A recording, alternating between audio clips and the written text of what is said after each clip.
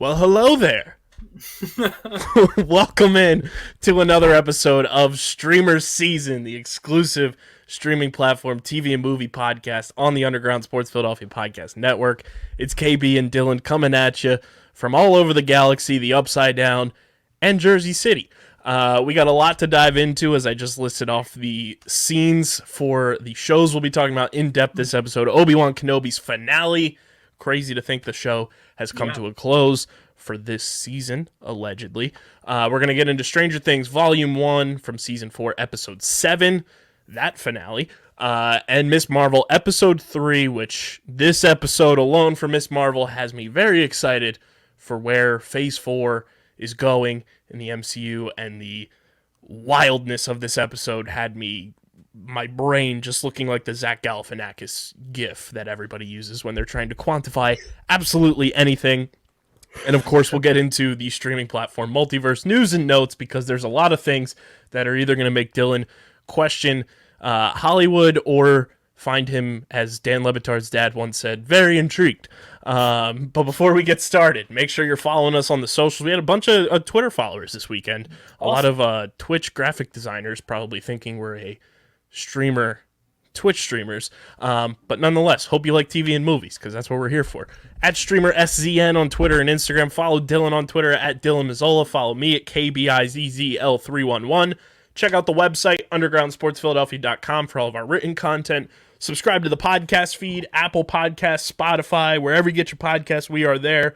And as Dylan always says, what can they do in those podcast reviews, brother? I always say that they can leave a review, and in that review, they can leave us a recommendation on what streaming, well, I guess technically what streaming service to use, but in that service, what to watch.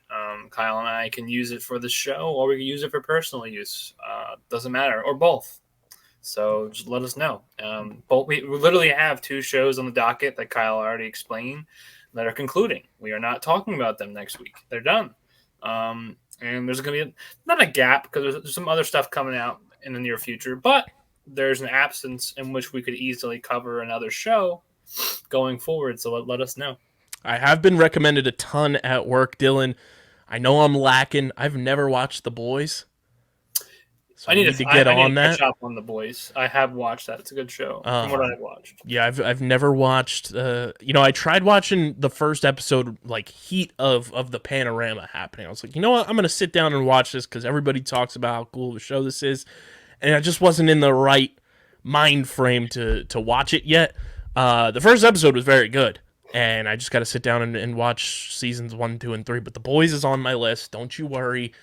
Because apparently season 3 is just a firestorm of craziness. The most recent episode, I don't know what days that the show drops. I think it's Fridays. Okay, yeah. So there's the newest one is called Herogasm. Interesting. And apparently, like, two of the actors, I think, literally Carl Urban, and the guy who plays Homelander. Mm-hmm. Who's literally got arrested in real life. I think they're the two people. Maybe one more actor. It's like 2 or 3. They said they're not going to watch it ever again. I was told that there is by the fact if 3 people at your main cast say they don't ever want to watch what they did again, that's wild. What did they do? Well, I mean, I guess if you're an older person, you can guess based upon the name, but nonetheless. I have been told that there is a scene this season that is the There's drugs involved, and it's the reverse of the Ant-Man Thanos theory. If you're picking up what I'm putting down. That's right. So if you know, you know, if you're a listener or viewer at home. But The Boys will be added eventually, and, if Dylan and I catch up enough on The Boys eventually, if they keep putting seasons out, it'll probably be one of these mainstay shows that we talk about every week. Yeah. We're still on those charts in Austria, so shout out to our Austrian listeners. But of course, subscribe, and subscribe to the Underground Sports Philadelphia YouTube channel, where you get full video episodes of StreamerSZN and all of your favorite Underground Sports Philadelphia shows. And in the comments section, you can do the same thing that you do on the Apple Podcast reviews. Leave us show recommendations, talk about the shows we talk about on the show, theories, all that good stuff. Comment down below, subscribe, hit the like button, the bell icon, all that good stuff on the Underground Sports Philadelphia YouTube channel. Big thank you to our sponsors who make this show happen. Tomahawk Shades, Dylan. Tomahawk prescription lenses are available now. Go to tomahawkshades.com. Get those prescription Johns. I looked it up. They're about the most high-priced class of them. It's about $140. But when you use our promo code USP at checkout, you get 25% off your order and free shipping. And that knocks the price down for your prescription Tomahawk Shades down to $104. That ain't too bad, Kyle. It's not too shabby. And for somebody who doesn't know too much about the prescription lens game, because thankfully I don't need them yet, from what I've been told, that's a pretty damn good deal for some prescription shades. Yeah, no. I have my pair of glasses wherever they are. I put them down somewhere. I was falling asleep. They're a couple $100, so $140 is not that bad. So go to tomahawkshades.com, promo code USP to get those prescription sunglasses, prescription blue light glasses, all that good stuff. Tomahawkshades.com, promo code USP. Kenwood beer, Dylan's favorite beverage of choice when he's on the run from Darth Vader. Go to kenwoodbeer.com and use the Kenny tracker to see who's got Kenwood beer on tap in the Philadelphia area. You got to be 21 or older to do so. And please drink responsibly. And, of course, Bino Board. Go to binoboard.com. They've been stocking up with accessories, merch, left and right over the past couple days. Binoboard.com. That's BINHOBOARD.com. And use code BINOUSP for 10% off your order at binoboard.com. Dylan, hello there. Let's get into the finale of Obi-Wan Kenobi. This episode, to me, brought it all together, and if we would have just gotten a one-off, piece of content of Obi-Wan, I would have been fine if it was just this, because I really, really think this episode, they knocked it out of the park and stuck the landing, as so many people have said, in terms of a finale episode in Star Wars, Marvel. Like we've talked about it a bunch on this show, where it seems like, with the limited series on Disney Plus, they've been having trouble sticking the landing, especially Marvel with some of the shows for the finale. But I think Obi-Wan Kenobi did a really good job of sticking the landing and putting in, fan service pieces of content in this episode across the board. Yeah, I didn't hate it. I definitely did not hate it. It could have been worse. I definitely liked the episode. I liked the fight scene. I liked, just it came to a conclusion. They did so in a fashion in which I guess they could explore the character or characters more. There's just a couple of things, and I'm sure we'll talk about it when we go over, that I just kind of disliked. But I guess ultimately it could have been a lot worse. I'm not trying to sound like pessimistic. It's just, like Kyle said, with some of the Marvel, Disney standalone shows, just in general, honestly, there's been some really lackluster ever since Game of Thrones tanked. Like, I just feel like TV shows have come to a screeching halt in terms of the momentum that you build up over the course of a journey. And it's good when you get treated with something that concludes properly or justly. Yeah, 100%. And I think the cinematography choices in this episode were brilliant, especially in that fight scene. The lighting was very nice in that. It was nice. I had chills. So let's dive into it. In Mos Eisley, on Dylan's favorite place, Tatooine, the foreman, Groff Ditcher, jumps a queue outside of a beverage stall, and the former Inquisitor, Reva, pushes the man aside and asks about a vendor, a farmer named Owen Lars. Meanwhile, in space, Darth Vader's Imperial Destroyer, the Devastator, pursues Roken's freight transport, and Roken informs the passengers that the hyperdrive is almost ready and orders that the power be redirected to the rear deflector shields. Again, I feel like his character's wasted. Yeah, he got so wasted. There was so much potential for him to be such a good ancillary character, and they just that's one of the things I didn't like, because it makes a point. Obi-Wan says there's not many leaders left, you're still a leader, and I'm like, you guys didn't let him. He doesn't do anything. It just said a couple cheesy action movie lines. He's like Kevin in the scene from The Office when he drops the chili.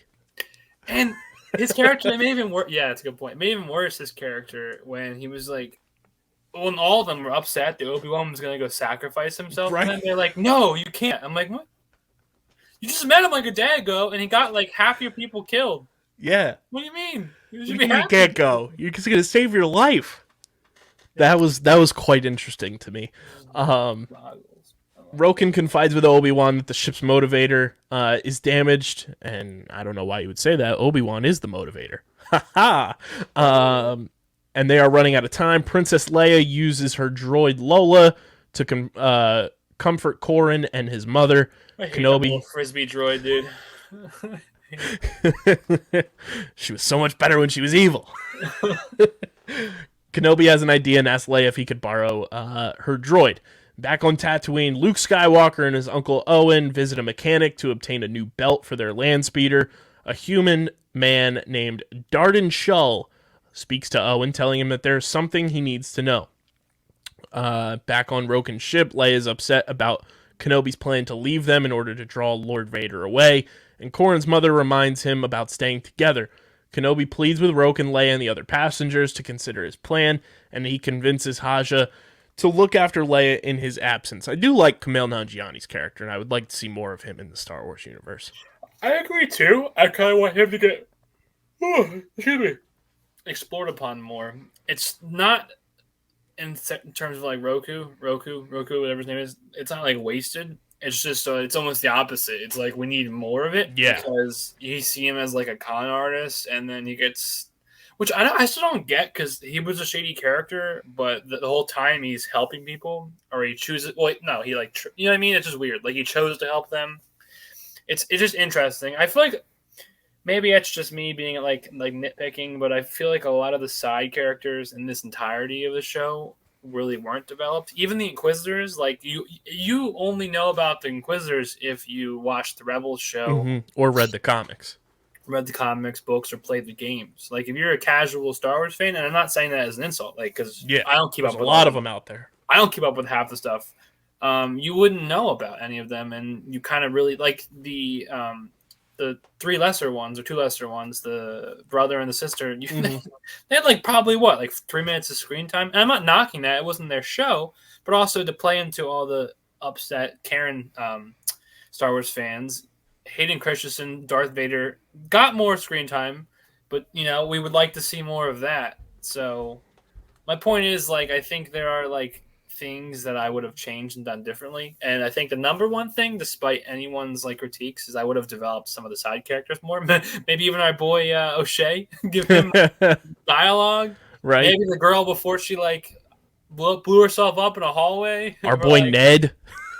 Yeah, exactly. It was just a bunch of like characters that just kind of like didn't stick for me. And maybe that's why I didn't like the show as much as I thought I would, because there was just like my love for Ewan McGregor is strong. He's a beautiful man, basically space Jesus. But that's Hayden Christensen. That's our guy, But that's I forget her name, but I like the actress who played Reva. Her character came full circle for me. I think there were 4 rock star characters that were mainstays in this show. It was the 3 you just named there, and then I think young Leia was amazing. Yeah, and then it's just like, so that's a big takeaway in my opinion. And the last episode kind of concluded that. It was something I was thinking about and kind of holding until we do this review. It's just a lot of the side characters were just kind of meh, and that's not really a Star Wars thing, because there's tons of movies and shows you and I can name, anybody listening can name, in which you really can't recall a gosh darn side character because they were also underdeveloped. It was only a 6-episode series, and really none of the episodes were that long. So I guess we hope they have more content coming after this so we can explore more characters. That kind of goes with the whole tirade that you and I have had.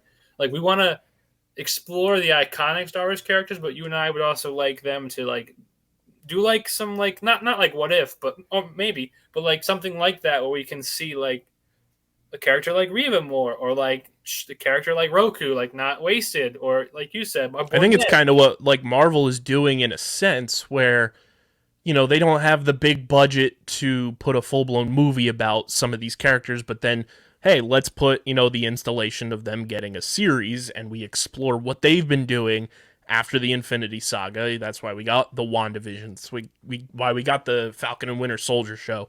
Loki, you get some of these fan favorite characters, and then you get some of these other characters now, especially with, the likes of Hawkeye, Moon Knight, and now Miss Marvel, where not a lot of people really know about them, but we're going to explore them in depth and let you kind of get recognized with these characters even more. And I think the big thing, too, that a lot of people, like you said, the casual Star Wars fans don't realize that this show was initially supposed to be a movie. And that's kind of like, once I remembered and saw that, that's kind of how I tried to view this show, was kind of through a movie lens, and I'm just watching it in parts rather than, an episode by episode type thing. But I agree. I think some of the side characters were a little underdeveloped, but then I also view it in the lens of like, yeah, the show is Obi-Wan Kenobi. That's who it's going to be about. That's true. But even, I don't know. Like, I feel like he got ample screen time, but I guess I'm greedy and I want him to have even more screen time. And I'm not knocking any other characters. Mm-hmm. I like some of the characters they introduced. It's just, when you look at it, both sides of that coin, I'm kind of like, meh. But, did you see Ewan McGregor loved riding that camel creature so much he almost bought a real camel? I read that he did have a real camel somewhere. He might have bought, he was in, the space of, I want a real one. Yeah, apparently I think he adopted it. The one that they That's amazing. That's incredible. Or he was going to anyway. So aboard Roken's ship, Haja spoke to Leia and gives Kenobi space to talk to her.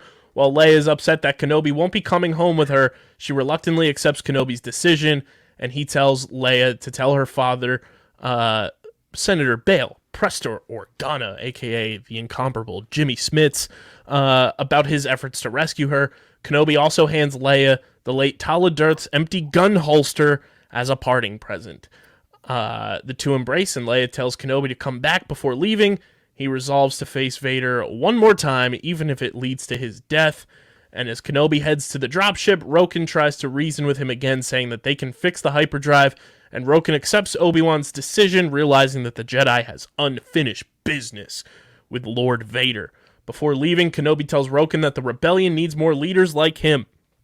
Kenobi flies the dropship out of Roken's freighter, and drawing the attention of the Imperials, who detect one life form aboard, the Grand Inquisitor counsels Lord Vader to continue their pursuit of the Path ship, opining that they should not prioritize one Jedi. I didn't like that either, by the way. Yeah, that made no sense. If you, Kyle and I have done research, and like I said, if you know a little more, you would know that, if you're the Inquisitor, you don't talk to Darth Vader like that. He'll pardon my French, but he'll whoop that ass. Yeah, I'm firing my lightsaber. Yeah, it's just, it'd be the same thing. It'd be like if you have a strict boss, and anybody listening, any of our jobs, current or past, there's certain things you can say or can't say and can't do, and that's the same kind of vibe. Like, Darth Vader's a very strict, very he's triggered easily. He's kind of a bad boss. He'd be on that show, Undercover Boss. Bad boy. I'm the radar technician, Matt. No, but my point is, that was another little thing. Well, it's little, but it was. I was just like, there's no way. Normally he would force choke this guy or stab him, like Kyle said, or he'd stab that other stomach. I guess maybe they're going for the narrative that they respect each other, but in Rebels, the Grand Inquisitor fails and literally kills himself because he's so terrified of Darth Vader. In season 1. That does not Lord Vader, we can't follow the ship. That's not the same vibe, bro. No. How are you gonna make him canon and then dude, it's just, I don't know. Whatever. Vader counters that this is no ordinary Jedi before ordering the Devastator to pursue Kenobi's ship. At the Lars homestead, the Lars family prepares to face Reva, and Owen warns Luke that the Tusken Raiders are going to attack their farm. Uncle Owen, I hate to break it to you, that's a little racist, pal. Go and watch the Book of Boba Fett. The Tusken Raiders are very cool people. Well, certain tribes are, we learned. Not every tribe is as open. Very true. And while they plan to stay and fight, he warns Luke to run if anything goes wrong. Owen and Beru reassure their adopted son that things will be fine, and meanwhile, Kenobi flies his starship to a rocky moon covered with rocky pinnacles. Vader orders his crew to prepare his shuttle and vows to face Kenobi alone.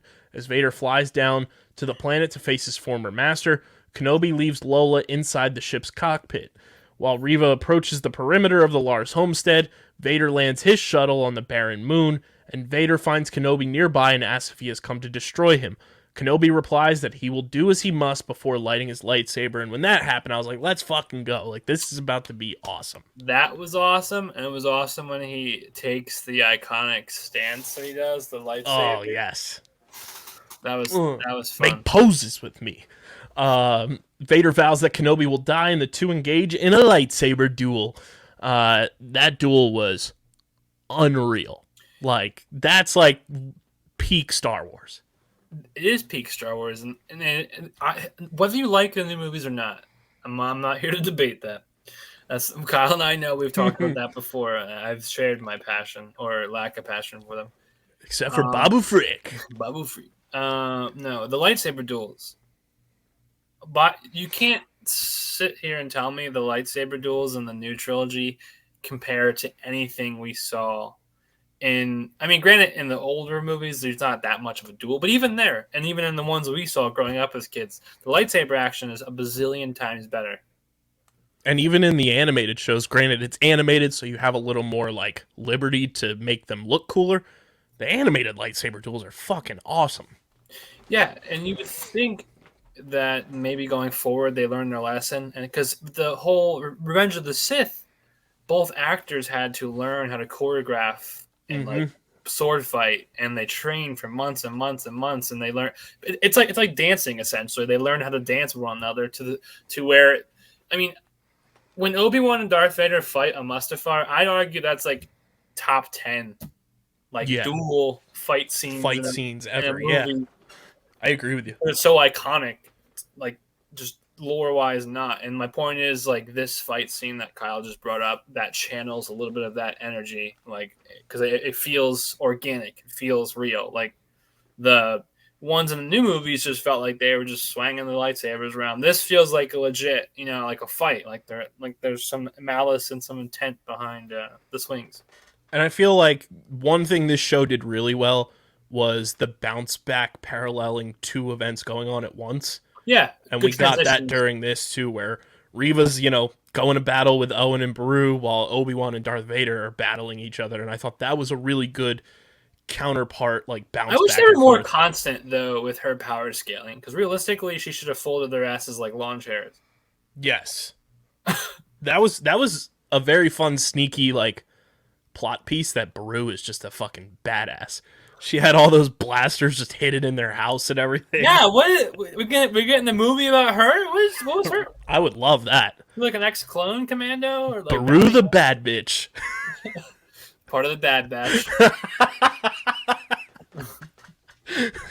Coming to Disney Plus this summer. Like her and Owen, for two moisture farmers, they knew how to properly, like... Yeah, and then Owen had like that pillar thing that he was like going toe to toe with Reva's lightsaber with. Now I get Reva's probably like, because they did show this and I liked it. Owen was like taking jabs at her stomach where she was injured before. So I like that detail to kind of show that she was in a weakened state compared to what she was the last time she was That's true. on Mos Eisley. Even a weakened, force sensitive person has extensive lightsaber training and force training, and she's demonstrated the force. She's able to stop the knife or whatever, or no, throw the knife, right?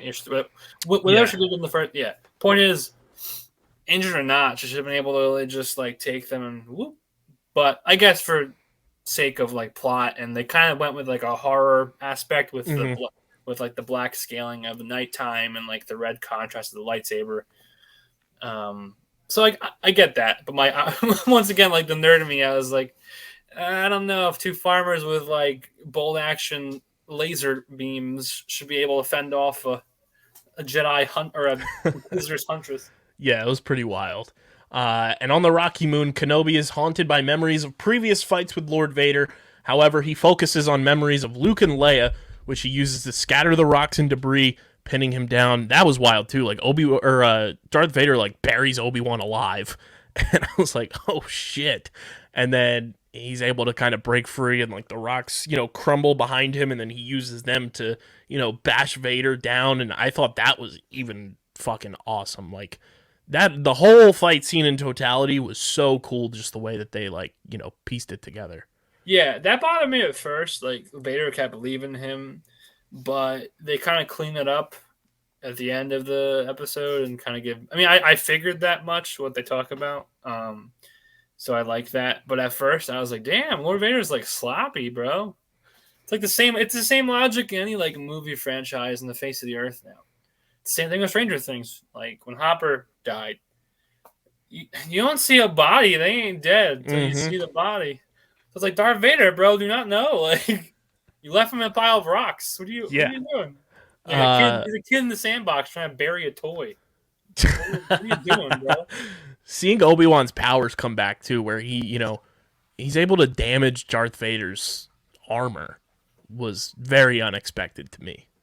Yeah, that I took as apparently Obi-Wan's supposed to be. I did some like nerd research the other day. He's supposed to be like one of the more tactical Jedis, I guess, and he's like all defense.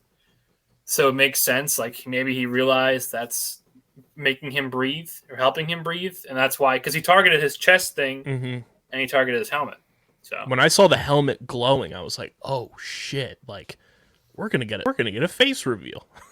I love when his helmet gets smashed and you see the glimpse of what is. They do that in the Clone Wars too. It looks pretty sick. Rebels, I think, actually. Yeah, I think it was Rebels. Meanwhile, Kenobi damages Vader's armor while Luke flees into Beggar's Canyon with Reva in hot pursuit.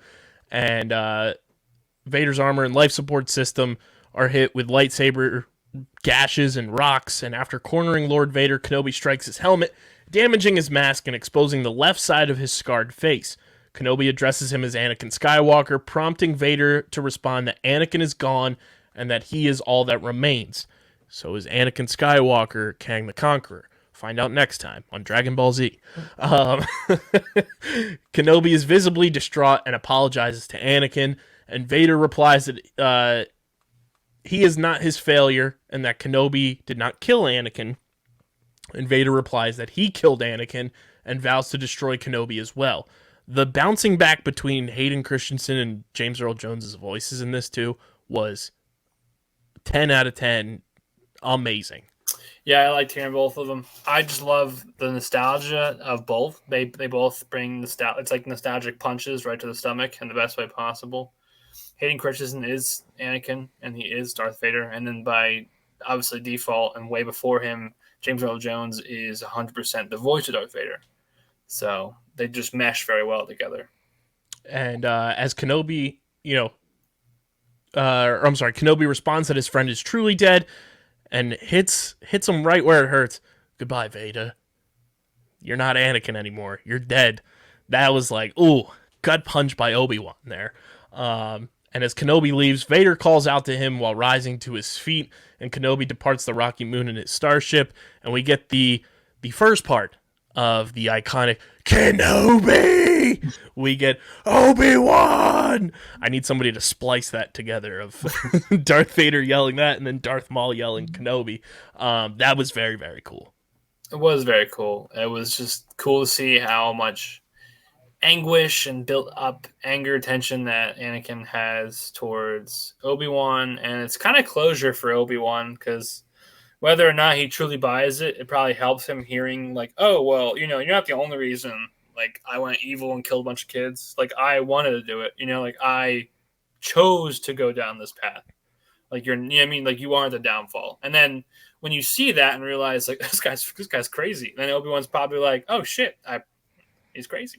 And now we get a little more, like, it makes it a cooler scene from the original trilogy when Darth Vader and Obi-Wan are dueling right before Darth Vader kills Obi-Wan, and Darth Vader's like, now I am the master. Like, this kind of gives even more context to that. There's also a line in the third, well, it's two. Jesus, I'm tired. In the third one, where Luke's battling him on the Death Star, the second Death Star, because remember, our tax dollars went to that thing twice. Yikes, if you're a Star Wars citizen. Yikes! Gas prices through the Woo! roof. Through the roof. And I don't know verbatim what he says, but it's essentially along the lines of like Obi-Wan. It's when Anakin asked him, or Anakin, when Luke asked him to like join him or come with me, Father, Mm-hmm. and he's like Obi-Wan tried to do the same thing, and that's what we saw. So I was playing it back to that. Yeah. There were a lot of parts of this show that fill in a lot of gray areas from the original trilogy, and I like that about this show too. I agree. So we get that, and then we get Reva going back and forth in her mind, actually having a soul. She finds, Luke laying down, and she's ready to swing that thing on him and murder our boy Luke Skywalker, but then she sees her young self and bounces back to Order 66 once again, and she just can't do it, Dylan. She just can't kill Luke Skywalker. I mean, I understand this, but isn't it implied she's killed other Force-sensitive people to get to the position that she was at? So it was ironic. That's kind of not her fault. It's kind of plot hole in my mind. I was like, it's where you draw the line. I was like, but maybe she just feels like. Do you think she didn't do it because she knows it's a Skywalker? She 100% knows it's a Skywalker. From getting that, the thing at the end of episode 5 from Obi-Wan. I think she either knows it's a Skywalker, or to go on my other point, maybe she never killed a Force-sensitive person like that young. Maybe they were like similar ages to the one that we saw die trying to talk to Obi-Wan early on in the series. So maybe like just the sheer factor of her killing someone who's the same age as her when she was getting destroyed by the Youngling Killer 3000. Maybe, you know what I mean? Maybe it's just kind of like a trigger to PTSD. Yeah. So I guess it's probably it's maybe a combination of one of those. You know what I mean? Either she knew and didn't want to do it, or it just triggered like a bad reaction in her brain, being that she literally was stabbed as around the same age by the dude's dad. And then, she lays her double-bladed spinning lightsaber down. Obi-Wan reassures her that they're both free. Where do you think this leaves Reva in the galaxy far, far away in terms of moving forward? That is the other plot hole that I don't necessarily like, because if she spared him because she knows she's a Skywalker, that means someone else knows the secret, and that means she's just alive out there. Now, I don't know what she's gonna do either. She left her lightsaber, so she, for all intents and purposes, is it their way of just writing off the character? And then if that's the case, then what was the point of the character? If it's like Catch-22. It's like, why would you have this character go through all this? Like, it's a cool idea. Like, they secretly want to kill Darth Vader, Anakin Skywalker, so they become bad in order to get their chance to seek revengeance for like the Jedi friends they lost. And they don't do any of that. They try, they get bodied, and they try to kill a kid, don't kill the kid, and then realize their failed ways and walk off into the sunset of Tatooine. Like, just become a moisture farmer? Is she gonna go play with the cantina people? Like, she's on tour. She's opening for Max Rebo. Yeah. Her and Max Rebo are now like, they're not like, but you know what I mean though. Like, that's the confusing part of where does Reva go from here? And they have to tread lightly, because if they bring her back, like, the points after the show are already set in motion because we've seen that. Like, that's so. My point is, she can only fit in like a small way of going forward. There's not much room in between what ended and what happens and what we've seen. So I feel like if you see her again, it's going to be like some standalone thing. Which I wouldn't hate. I wouldn't hate either. It would have to be the right story. The character did well enough critically. I don't know if the show did well enough view-wise. I have to even look to like warrant her to get a spin-off. Yeah, that's going to be I think that's my biggest like question walking away from this. And I know that a bunch of the cast and production people are open to a season 2. I don't know where you take her in season 2. Yeah, it's also like with season 2, what do you do? Like, season 2 just seems more like, okay, let's fill in that final gray area of Obi-Wan getting trained by Force Ghost Qui-Gon Jinn and him learning the Force Ghost ways, and then we see how he turns old. Yeah, there's a stand. Exactly, but that wouldn't make necessarily that could be like a A one-off, yeah. a 2 episode like mini short series, Yeah, that's like like a 2 hours. holiday special thing. Well, that could be a movie. That could be like a 2 hour, Yeah. hour and a half movie, and then boom.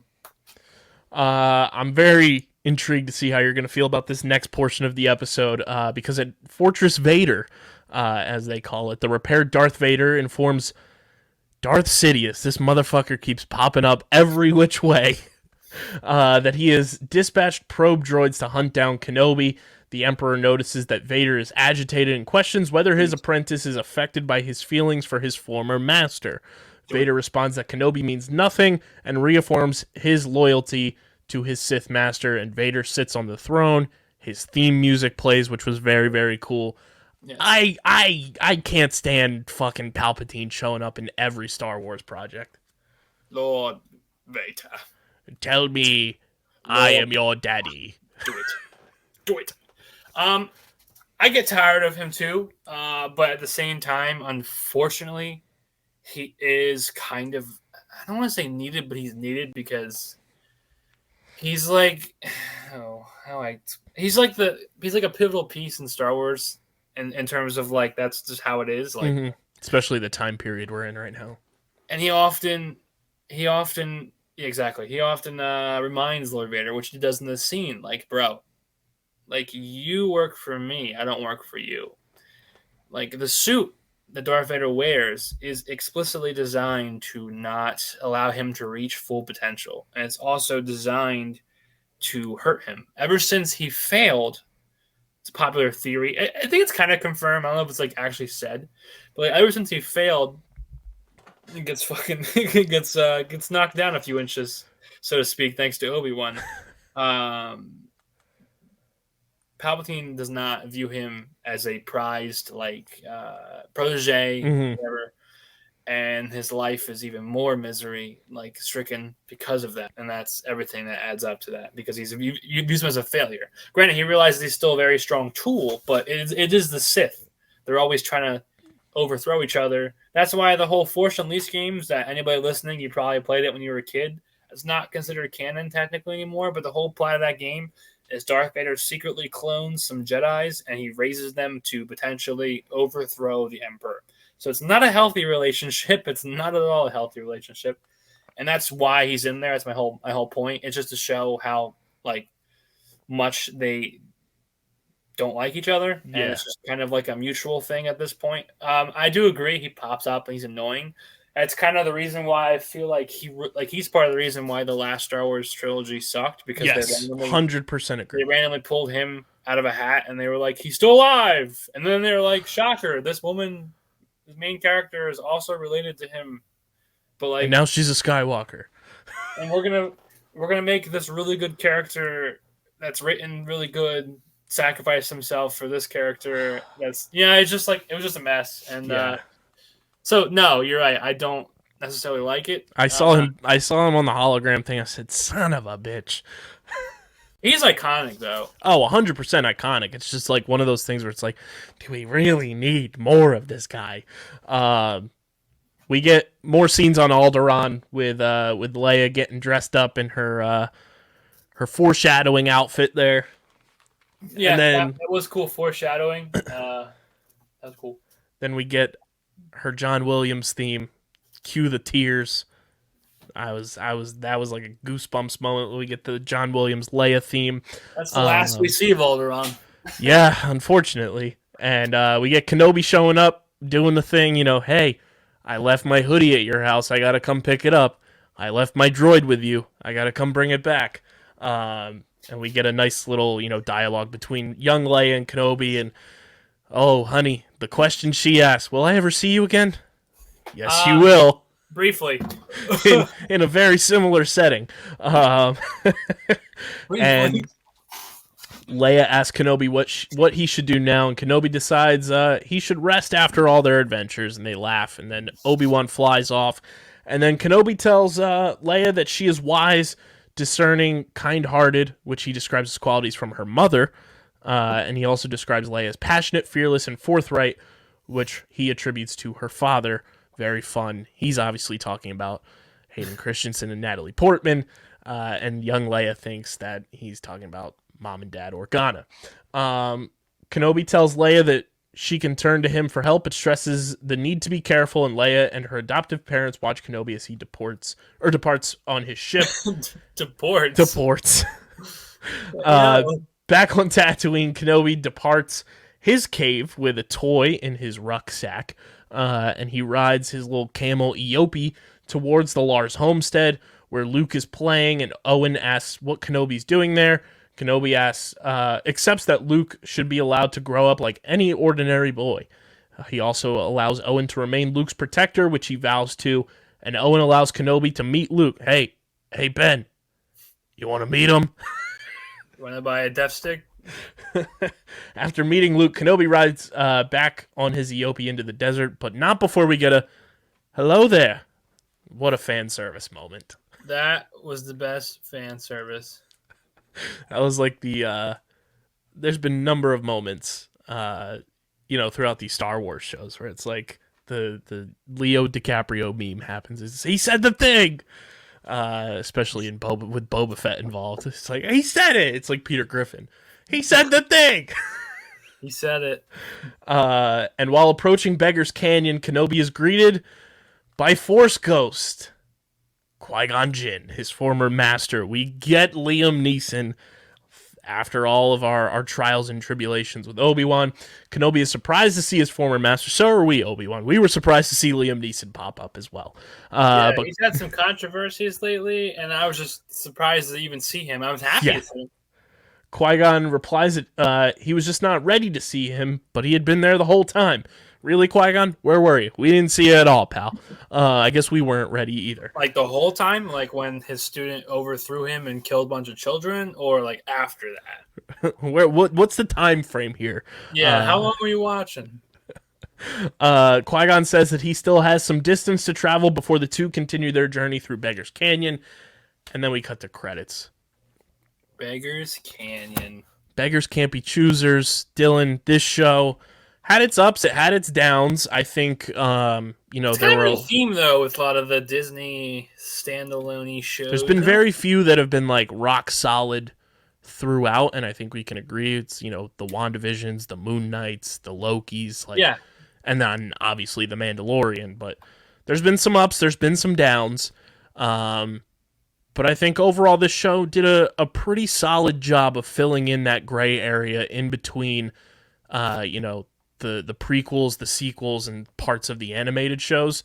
Yeah. But for the first time since Star Wars Day, may the 4th be with you, we have not only our review for Episode 6, but for an entire series. Yes, sir. So Dylan, for Episode 6, or Part 6, I should say, since they broke it into parts for this show, what would you give your score for Part 6 of Obi-Wan Kenobi? Like a 7.9 for the last episode. I was a big fan of the fight scene and the dialogue in that scene. The fight scene's like a 10. It's just the one part that like really caught my eye was when Anakin Vader is illuminated blue for that split second, and then it cuts to the red. That was just brilliant job by whoever the cinematographer was, whoever the lighting director was. I liked a lot of the dialogue in this episode. I think it flowed very well. There's been some episodes in this series that it's been kind of like up and down with the flow. I think the flow really was well done in this episode. The bounce back parallels of multiple events happening at one time, I think throughout this show was fantastic, and it didn't stop here. I think the biggest question is just like, what the hell happens to Reva now? And so I'm going to give Episode 6, I'm going to give it an 8.6. I think the fight scene really elevates it for me. The fan service, seeing Liam Neeson, I think is huge. And it kind of leaves the door open for a season 2. What that is, who knows? That remains to be seen if it even happens. But nonetheless, Obi-Wan Kenobi is a series, Dylan. To recap, we've been keeping track of our series so we can go back at the end of this year and recap the best shows and movies that we've watched so far. We have the Book of Boba Fett, Peacemaker Season 1, Daredevil from when I did my full-blown watch. And then Moon Knight. Dylan, your scores so far this year. Book of Boba Fett got a 7 out of 10 from you. 9.5 out of 10 for Peacemaker. 9 out of 10 for Daredevil. And a 9.1 out of 10 for Moon Knight. So where does Obi-Wan Kenobi sit for you? Obi-Wan's not going to be in the 9s, but it's not going to be as low. It's better than the Book of Boba Fett. I agree, 100%. But I don't want to give it too high of a score. Honestly, I think I would go with like 7.9 again for like a season and for the whole series. And I think it's a pretty reasonable score from because I was skeptical on several episodes. So I feel like if I sat here and be lying if I said 9 because I've voiced my concern with several things. But 7.9 is still admirable. It's almost an 8. It's not bad at all. Yeah, so my scores, I gave the Book of Boba Fett an 8.4 out of 10. I gave Peacemaker Season 1 a 9.4 out of 10. Daredevil a 9.5 out of 10, and Moon Knight a 9.7 out of 10. Peacemaker just caught our heart, if you don't remember. Oh, yeah. Peacemaker was chef's kiss.gif. Moon Knight caught us, too. That's both of us giving it a 9. And obviously Daredevil, both of us got 9s on that, too. But that was for all 3 seasons put together. Obi-Wan, I'm going to give it an 8.8 out of 10. I think there were parts of this show that were awesome. There were moments that we weren't expecting cameo-wise. Like, we got Flea in Star Wars. Yeah, that's crazy. I think, there were some moments left to be desired with some characters. But overall, I think it was a show that, like, you were excited to turn on every week and see what was going to happen, whether it was good or bad. Yeah. And I think we both can say there was really only, like, one, as a whole, bad episode. But we understood why, and that was episode 4, because it was kind of just a plot-moving episode. It was the shortest episode of the season. It made sense that one was quote-unquote bad. It definitely had extremely better pacing than the last Star Wars show we've watched together. The Book of Boba Fett, looking back on it, it's not the worst thing I've watched, but like... It's a sub-chapter of The Mandalorian. Exactly. It was just like a knockoff brand. It was like the meme where it was like, but son, we have that at home. It's like, you know what I mean? It's like, no. Yeah, like it introduced some characters that were cool, but overall it was like, this could have just been, you could have combined a bunch of this into 2 chapters of The Mandalorian. They probably just should have got the people who animated the Clone Wars and Bad Batch, and they probably should have just made it like an animated series. They would have saved some budget. And they probably would have did better because they would have been able to explore more. Like for not for this show, for the Book of Boba Fett. But my point is, I did enjoy Obi-Wan. Obviously, I gave it almost a whole point higher than the last Star Wars project. And hopefully the next Star Wars thing we cover, I go higher. I think will be Andor, if I'm not mistaken, in August. That will ironically, that's the one I'm least excited for. And that ironically will probably be the one that I'm rating the highest. Only reason I'm excited is because I remember when they announced that project, they were pumping like movie budget into it, which if we've seen Star Wars movies for the most part in terms of just visually, they look great. Usually, yes. They look astounding. And that'll give me a reason to finally sit down and watch Rogue One. That's the best Star Wars movie. That show ties into it. But, Dylan, let's head to the Upside Down for our final breakdown of Volume 1 for Season 4 of Stranger Things. I love how we did this breakdown, too, where we were deciding what episodes to do, because next week we'll have Volume 2 to talk about, which is very exciting. And we got the trailer for Volume 2, which looks unreal. There's a bunch of fan, theories and speculations out there, my own included, but I'll say mine when we're done. Episode 7 in Volume 1, titled The Massacre at Hawkins' Lab. Part 2. Not really. This part 16.9. This episode was great if you were watching it straight through, because how episode 6 ended, it picked up right where it left off. I actually just watched this last night. Tyler has concluded his There we go. Stranger Things journey. Nice. He's done. So did the OG. The OG is finished. Right. So I watched it just last night. I must have fell asleep when I watched it because I think I binged this show. And I was watching it with Tyler. There's a couple scenes where I'm like, I don't remember that. I was like, cool, I guess. So in the Upside Down, Steve is getting mauled by the Demobats. but gets saved by Nancy, Robin, and Eddie, who engage in combat with the aggressive species. Talk about awesome fight scenes. This was great. I loved these four kind of just like whacking the shit out of these Demobats together, and just the way that they like panned the camera in like a circular type situation. Loved this scene. The group come out as victors, but they start to see hordes of Demobats coming towards their way. Nancy points the group to the forest in order to seek shelter from the brutal assault. Back in the torture room, Agent Wallace collapses from the previous torture session and gives out information on the whereabouts of 11 on the condition that Lieutenant Colonel Jack Sullivan, that son of a bitch, does not harm the girl. In the facility in Nevada, which, speaking of Nevada, I want to get this out there, Dylan. Obviously, Kate Bush is running up that hill, has taken the world by storm.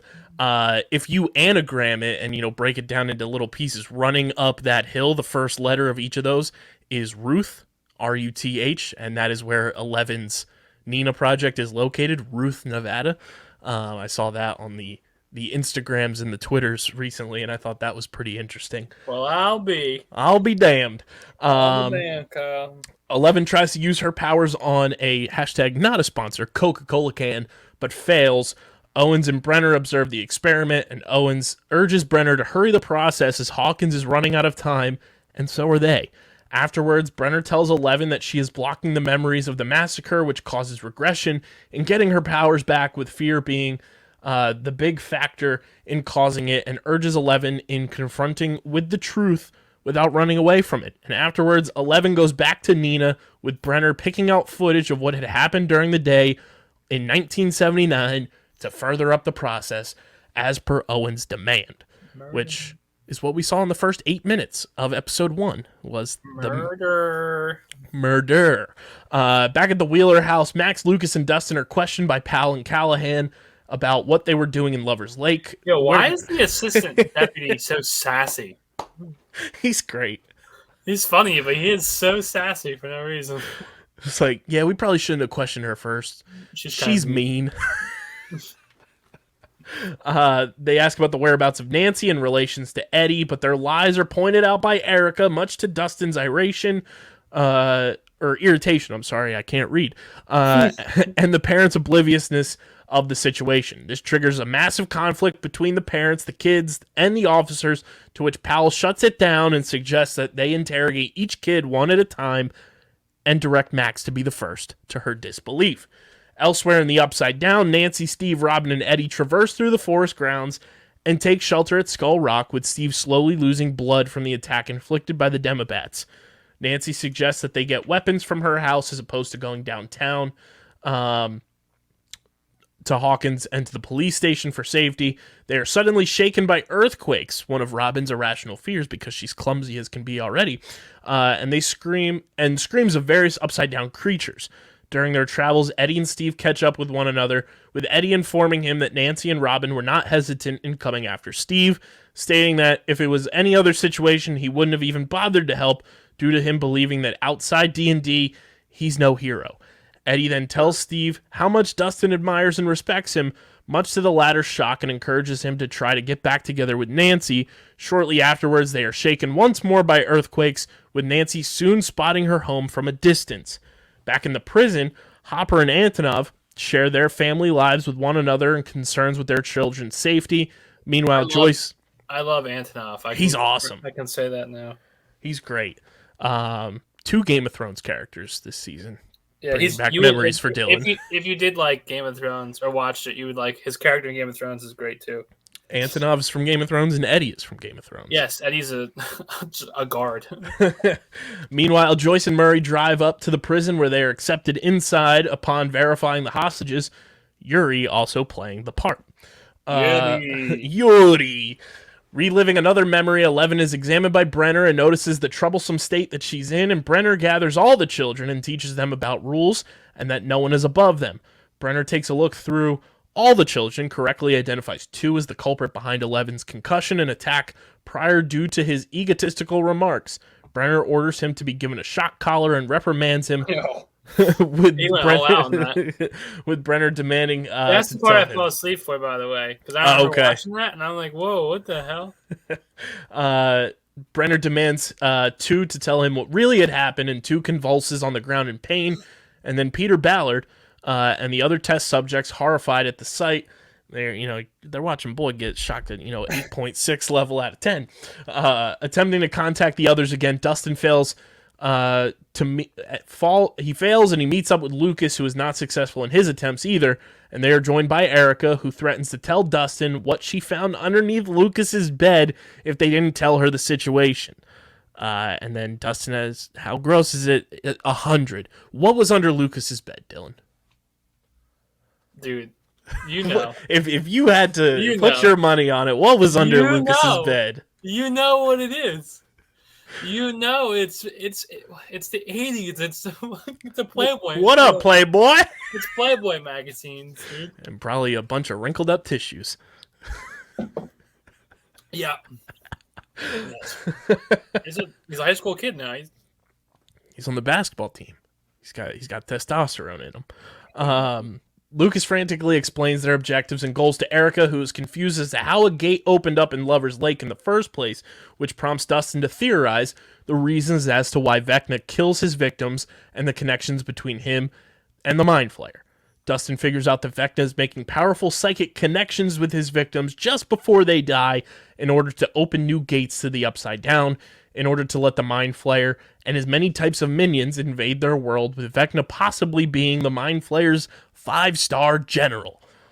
Inside the Upside Down version of the Wheeler house, Steve hears Dustin's echoes throughout the entire house and attempts to reach out to him. Nancy looks for her guns, but finds a box containing shoes she's confused about, and the guns are missing, but notices items in her room that have been thrown away or given away years ago. Nancy reads her diary and sees that the last entry is dated November 6, 1983, which everybody knows that's the day Will Byers was kidnapped into the Upside Down and 11 opened the gate. Nancy realizes that time has been frozen in the Upside Down and they're in the past. What was your reaction on watching that scene for the first time, realizing that the Upside Down was just stuck in time? Well, I kind of think it's stuck in time because of who is Vecna. And we can talk about that later, but when you see that person falling and becoming Vecna for the first time, it looks like the Upside Down's just like clouds and mountains and like lightning, and then it magically looks like Hawkins. So I think that person crafted it to look like Hawkins based upon their memory or seeing into Hawkins. So my point is, I think that somehow ties into like time, like it being stuck in time. Also, literally ever since like season 1, you hear the clock in the background. Mm-hmm. So whether or not that's directing to like it being in the past, you know what I mean? Do you think the Mind Flayer is some sort of alternate universe Will? A lot of people are like theorizing that like it's like the internalized like pain that Will has, kind of like how One has, and that's why he turned into Vecna.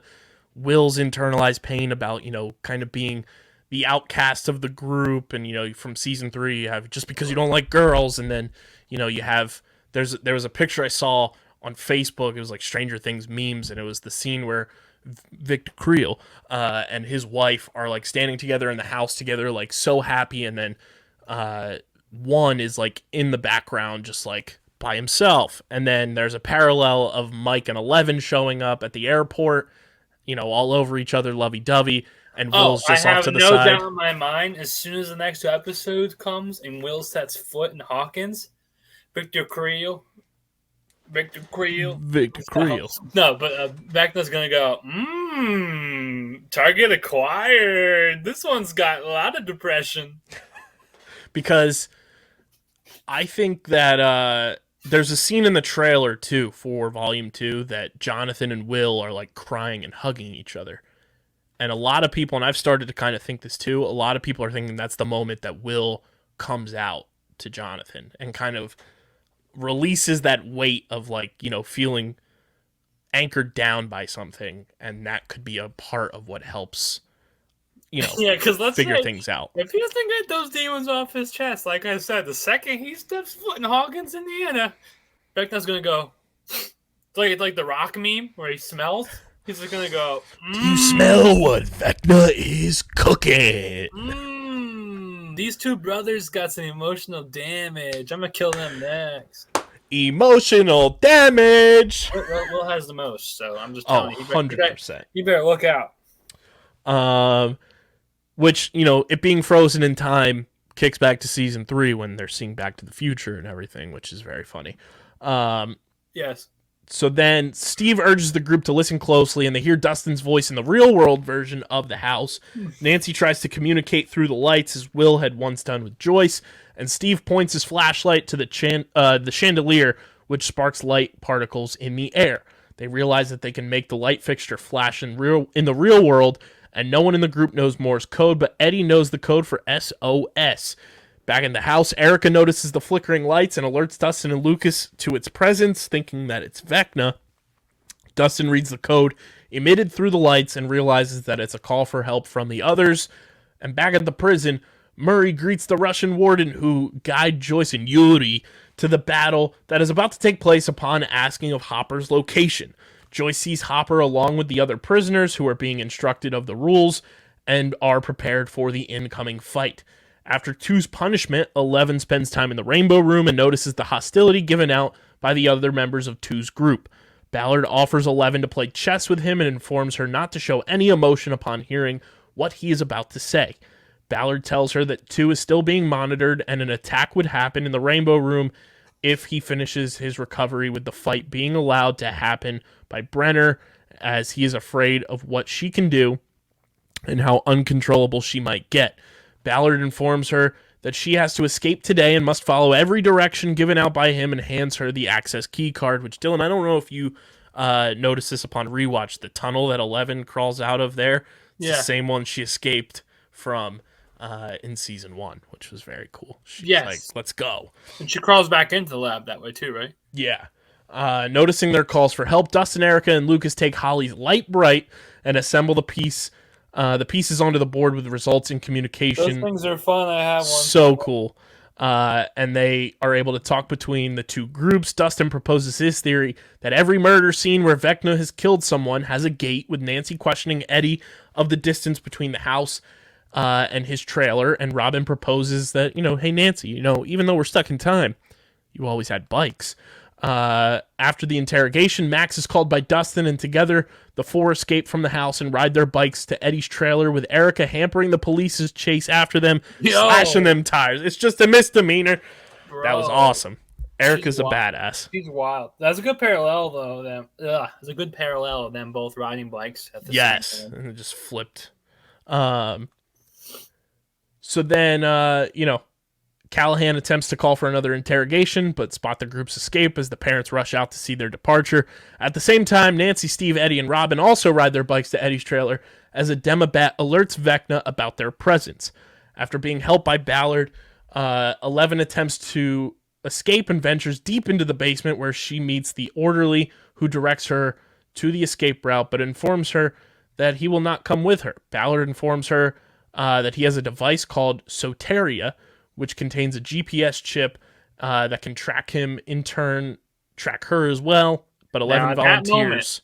If your radars didn't already pick up that Mr. Blonde Creepy Man was in fact not a good man, the fact when he has a chip inhibiting his abilities and tracking him in his neck, if you didn't pick up the breadcrumbs yet, I'm sorry, but you're gonna pick them up real soon. Real soon. That shit hurted me when that chip flew out of his neck. I was like, that would hurt. So how did he not get an artery smashed?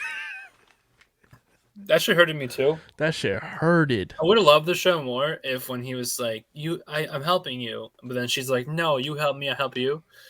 Eleven was more of a prick, and she's crawled in the tube and was like, bye. Bye. At the prison, Antonov advises his fellow prisoners to band close together and killing the beast. As the sirens go off and the men start gathering weapons, the Russian Demogorgon emerges from the gate. The Ruski Demogorgon, and begins to slaughter almost all of the prisoners within a few minutes as Hopper lights the torch at the last second, Noticing Hopper's strange action, the warden orders to investigate what is going on, but is held at gunpoint by Murray, who orders to let all of them go because the Americans have arrived, motherfucker. I love Murray's character. I like Murray's character, and I like that scene even more because the Russians don't give in to his commands. He has to, like, render them KO'd. You know, like, he asked them to, like, let it open, and the Russian commander's like, no. And then he asked the mere, like, private operating the radio room to do it, and he's like, no, I will not. And then Murray has to go and, like, freak out and then go kung fu. Love Murray. During the pit fight, Antonov and Hopper are left as the only survivors from its attacks, with Antonov attempting to pry their way out with a pickaxe while Hopper defends them with the torch, yelling, "Get back! Get back! Get back!" Upon the guards not cooperating, Murray knocks all of them out, with Joyce beginning to figure out the buttons to open the steel gate. PTSD, back to when she had to close the gate. As Hopper successfully pushes the Demogorgon away, Joyce eventually opens the door and succeeds in leading Hopper and Antonov to safety and closes it once they are all in. Hopper eventually reunites with Joyce and Murray, with the former embracing him, and you want to talk about tugging at the heartstrings, making you cry. Seeing Joyce and Hopper back together was just much needed. Yes, agreed. I'm just worried. That's kind of a trend this season. They're building us up to break us down, in my opinion. So one of these rekindles, reconnections is not going to end or last very long. Arriving at the trailer park, Steve, Nancy, Robin, and Eddie notice a gate on the roof where Chrissy had died and approaches it to find a hole opening up by Dustin, Lucas, Erica, and Max, who had also just arrived. They use the mattress as a way to make sure everyone safely lands, and they throw a sheet to the opposite side as a way of entering the trailer. I love how that, like, conceptualized, where they threw it down and it's like, oh, it's coming down the way it's supposed to, defying all laws of physics. Yeah, so if you were, like, perfectly centered, like, in the middle, like, if you had half your body in the one and the other, would you just float? Right?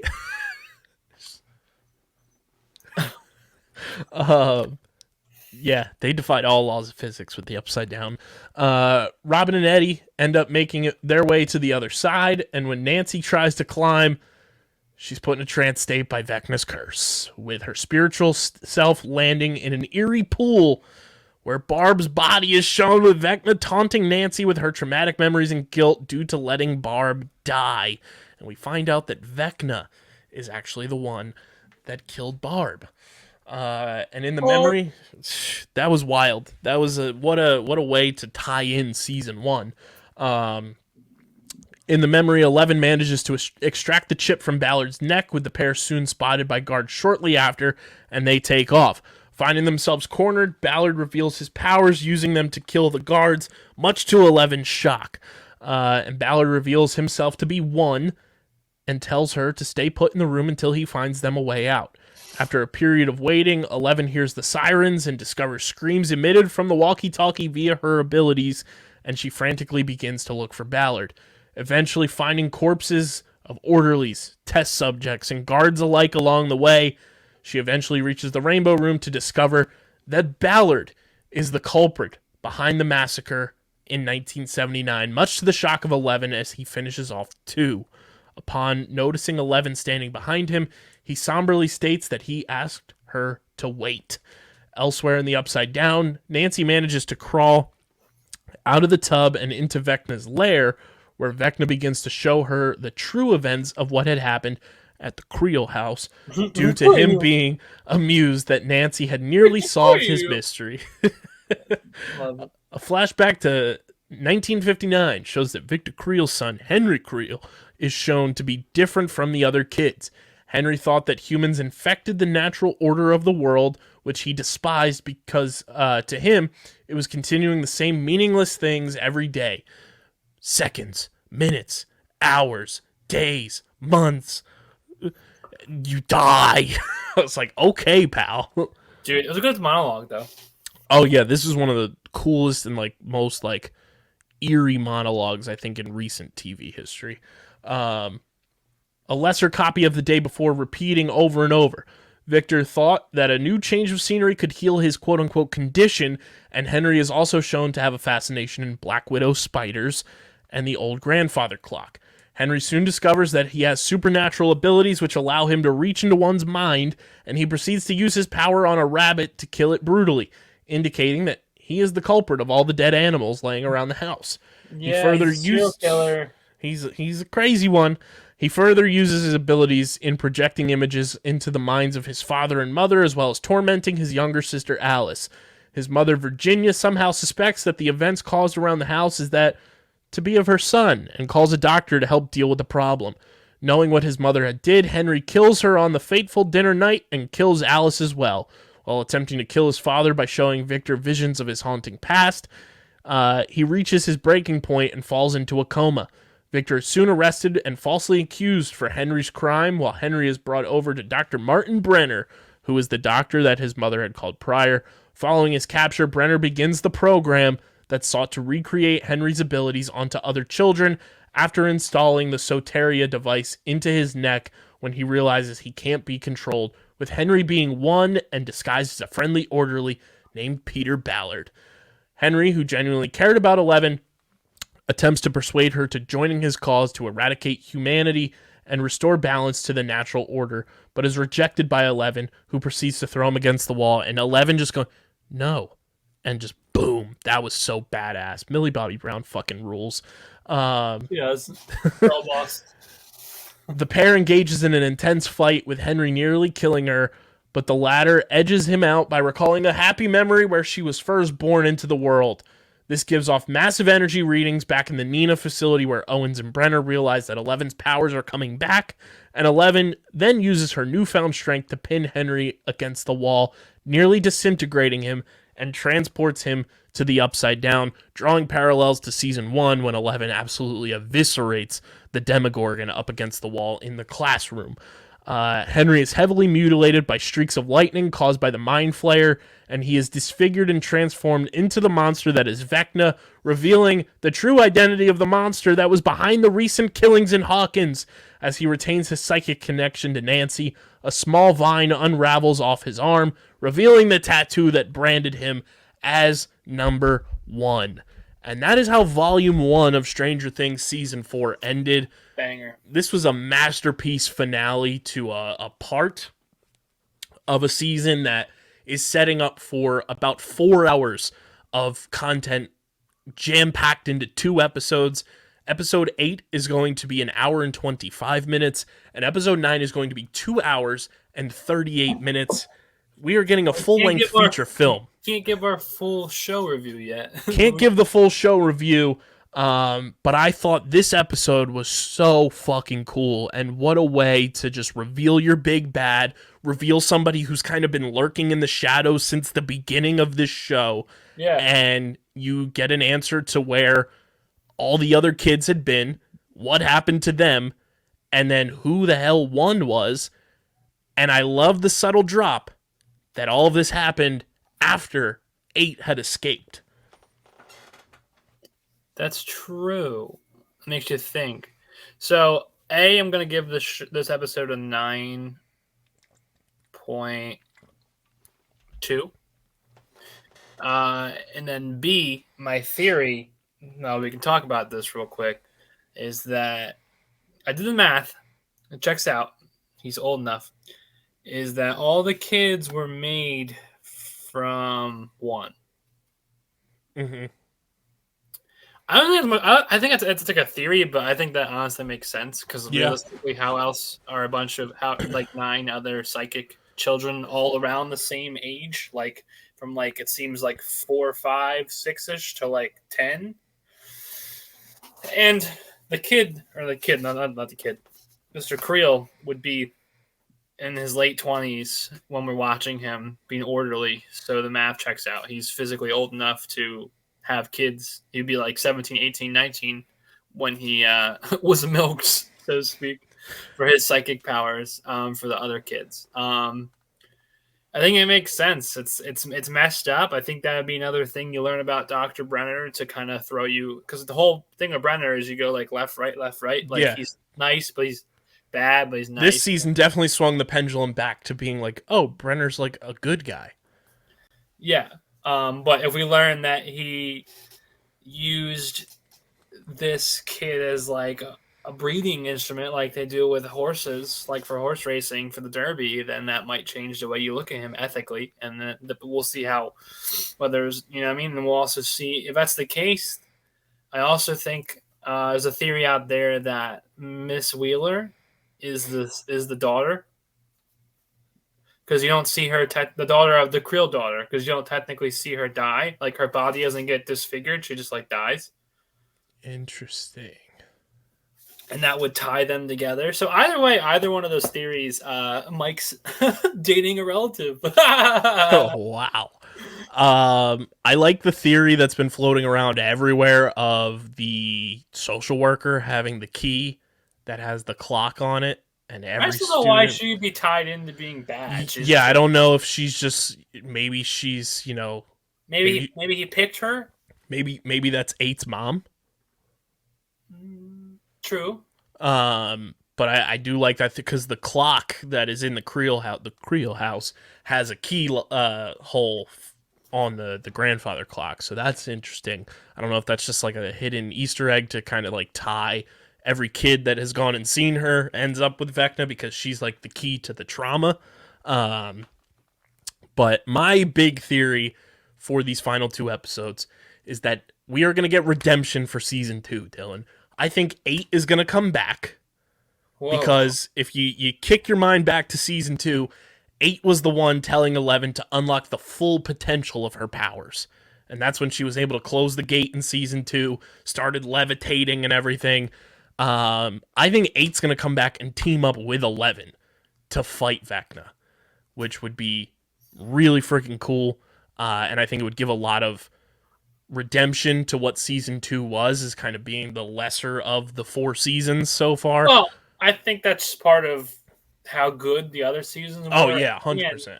No offense to the actress, but the 8 storyline was received so poorly that I'm sure they're skeptical if they are bringing her back, just because of how poorly it tracked. It would be interesting though, 2 psychics versus 1. I'm not knocking that. It's a decent theory to have. It makes sense. I mean, like, why bring her up and then never use her again? Yeah. But at the same time, if it truly did that bad, and only Netflix has the true numbers because they can look at views and clicks and downloads per episode, if that episode is truly that much lower than every other one, then maybe we never see her again. And they just kind of like, that's the one retconning they do inside the show is like, yeah, 8's like there, but not really. Do you think somebody's going to die? 100%. Who are you putting your bet on of not making it out to get to season 5? Nancy or Steve? Really?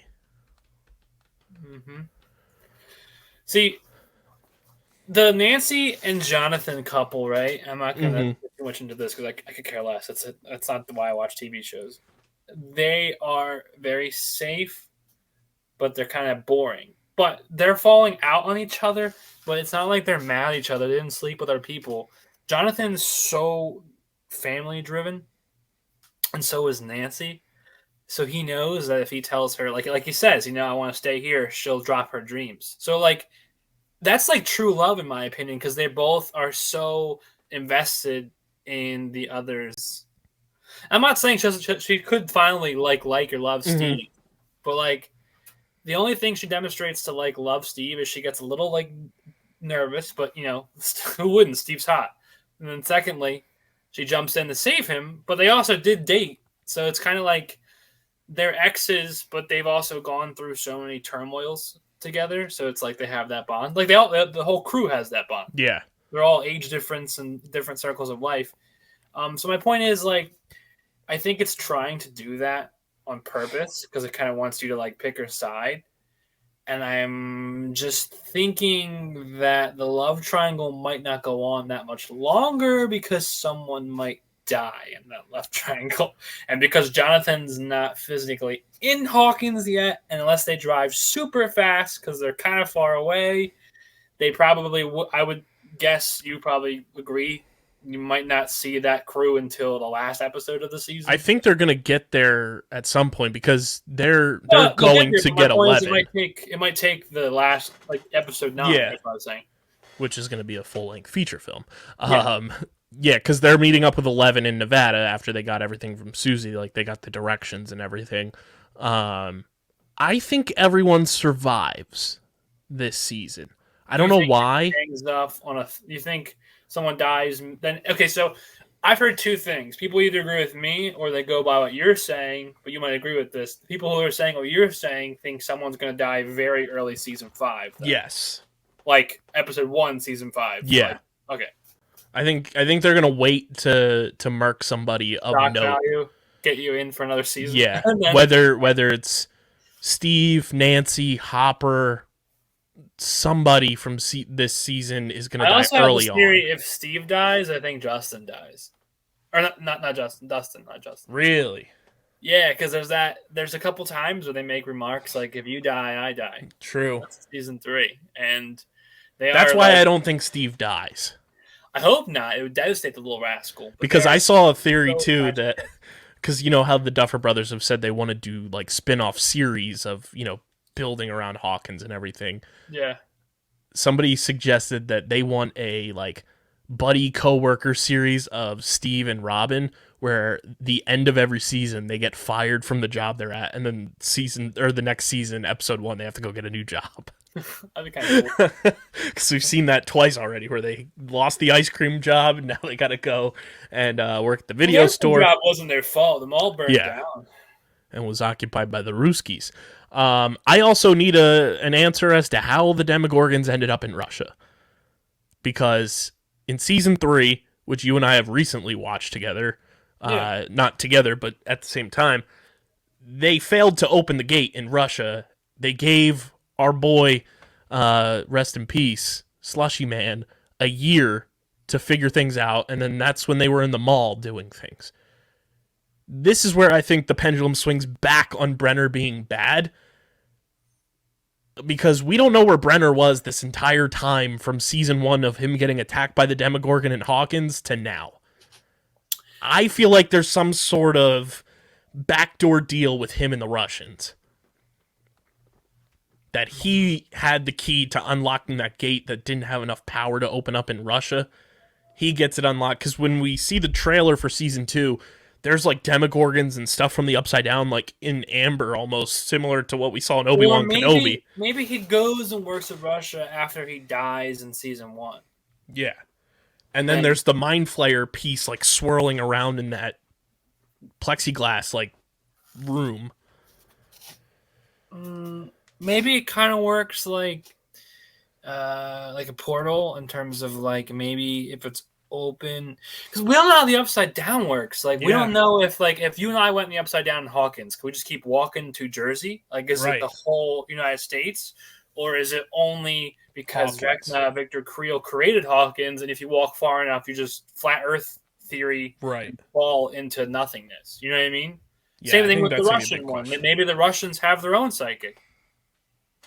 And they're you go and you can enjoy an even shittier version of Russia Upside Down.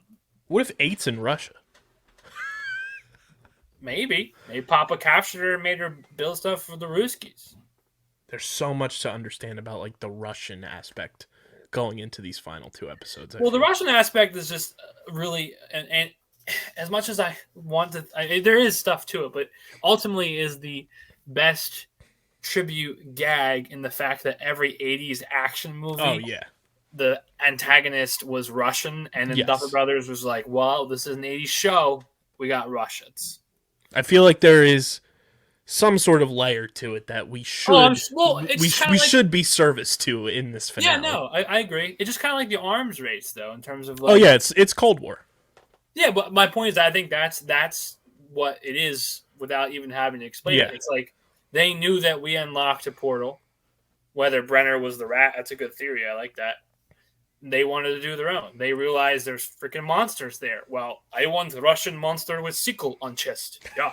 And then they did that. You know what I mean? That's just literally, it's like little kids. Yeah. Or it's big kids, like the analogy you put on table, essentially. Yes. That's what they're doing with the Upside Down. And then working terribly. My biggest question that I need answered, which we will get an answer to in these final 2 episodes. Dylan, what song do you think Eddie is shredding on his guitar? I think Master of Puppets. Okay.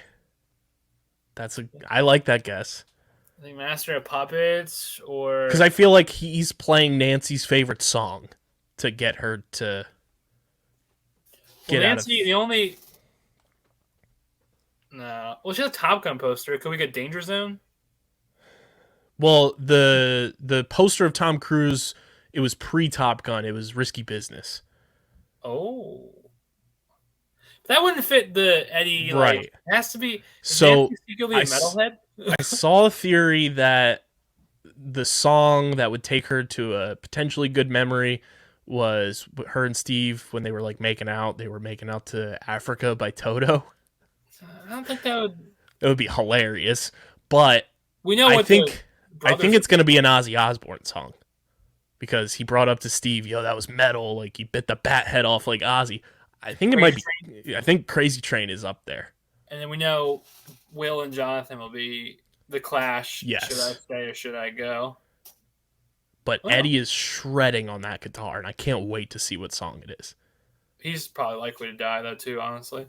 Well, funny you should bring that up. I was going to save it for streaming platform Multiverse News and Notes, but it does make sense to what we're talking about now. Our boy Eddie Munson is on the record, Dylan, saying he'll be devastated if he's not asked back for season 5. So he worded it kind of like he's not dying. So here's the exact quote. Although he could be doing that on purpose. I'm sorry, Joseph Quinn hopes he's in Stranger Things season 5. Quote, "I'll be furious if they don't bring me back." On the finale, quote, "I can say there's a guitar scene and that the scale and ambition are astonishing. It's just carnage. You know the finale is 2.5 hours, right? Ending with this monster feature-length episode is so bold." I love that. Hopefully he's not Rick rolling us, and that'd be a fun song. No. Also, last bit of Stranger Things stuff. I just recently watched it for Geeked Week on Netflix. They had on the Netflix YouTube channel, they did a one-off D&D campaign with Finn Wolfhard, the actress who plays Erica, Joseph Quinn, and Gaten Matarazzo, which was very, very entertaining. It was about like an hour and a half, and if you're a D&D fan, or if you're just a fan of Stranger Things, I recommend watching it because it was very, very entertaining. Let's hit up Jersey City, Dylan, and head to Miss Marvel. Episode 3, Destined, by Mira Menon, who was the director for this episode. I really like this episode the most so far of any of them. I would say I like it the most so far as well. Did you notice what was on the ground when they were in the flashback during Partition and they find the bangle on the blue arm? Hello, Kree. Did you see what was on the floor in that like dungeon or whatever it was? No, I don't think I did. No, I was fixated on the blue arm, to be honest. There was a 10 ring symbol, Dylan. Oh shit. I saw that on a just like going through watching back doing notes for this episode. The bangle's related to the 10 rings one way or another, which has my mind going all over the place in terms of the Shang-Chi post-credit scene. I was just focused on the blue arm because I was thinking of the genie from Aladdin.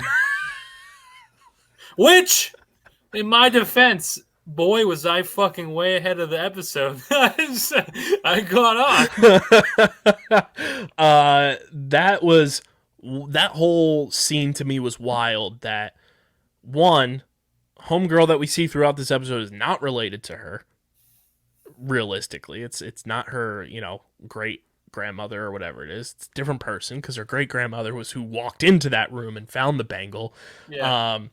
So we have Najma explaining that she and Kamran are part of a group of enhanced beings known as the Clandestines, Dylan, or the Genie. Dylan, the Clandestines are such a deep cut in Marvel lore that I think they did this to just have creative freedoms and not really piss anybody off. Yeah, me too. Because the Clandestines, it's an appellation used to refer to the Destins, a fictional secret family of long-lived superhumans appearing in the Marvel Comics. They were created in 1994. It's such a deep cut, and yeah, I'm not mad about it. I think this is a smart move by Marvel where they're still trying to navigate the whole Inhuman incorporation to the MCU. So calling these people clandestines, I'm cool with that. I think this is a fun way to introduce another deep cut to the MCU.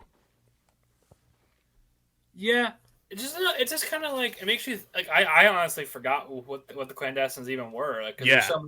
there's so many like random like factions, like you were saying, of like deep background characters, and that's kind of what they are. Like, unless you're a really big clandestine fan, I mean, Which I think there's maybe like 3 of them out there. I just because they're they're like they're one and the same. Like, there's quite a few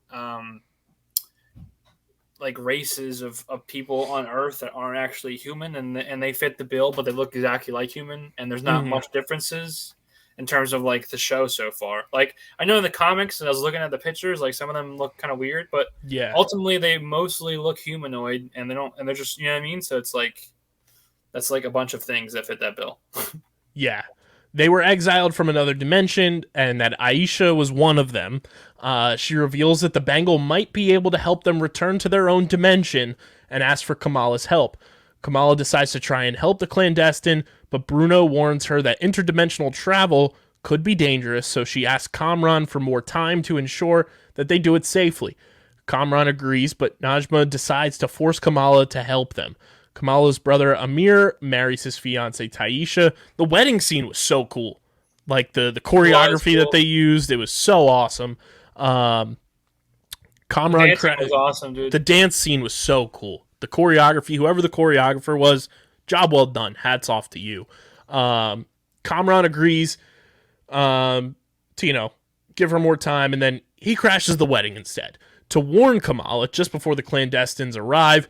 And Kamala, Bruno, and Kamran are overpowered by clandestine and Najma trying to use Kamala's bangle, which triggers a vision of a train once again. The DODC agents arrive and capture the clandestine, including Kamran, while Kamala and Bruno escape. In the process, however, Nakia sees Kamala's powers. Sana contacts Kamala and reveals that she also saw the vision of the train and insists that Kamala and Muniba must come visit her in Karachi.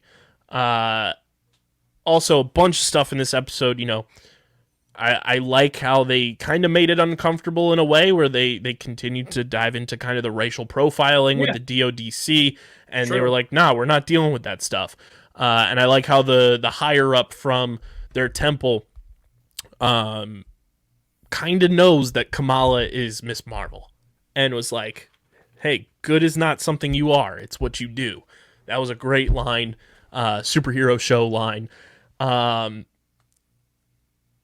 loving the character development that they're using for Kamala. I think she's getting, like, as the show has gone on so far through the first 3 episodes, she's getting more and more like confident and comfortable being the person that she is, and I'm liking the character development of the people around her as well. I really like Bruno's character. I really like Nakia's character. Her parents are great. I think these are some of the best parents we've gotten in the MCU so far. Well, I actually agree with the parent take. That's 112%. So it's kind of crazy, right? Because like I'm not the biggest fan of the show, but the fact that I'm still watching it, and this is great, I like the cultural differences. That's the fact that I'm still like showing up and watching it, because it's interesting to see like a culture that obviously me growing up as an Italian man in New Jersey. Like I don't know. Like I've seen some aspects of this culture in my everyday life. I've been part of like not a wedding, but I was part of like a party years ago that was of that religion, but it wasn't as lit as the show. So it's just cool seeing that, and it's cool seeing a superhero to like fit what I'm seeing via the show and what I've known from real life, and have it all kind of come together as one cohesive like thing. So that's cool. And the plot's not terrible. Something about it, I don't know what it is, because I generally just like the culture aspect of it. There's something about it I can't really get behind it yet, although I don't hate it. It's kind of like in that like Hawkeye territory for me in terms of like it's like in the Hawkeye and the Winter Soldier, the Captain America, Falcon show.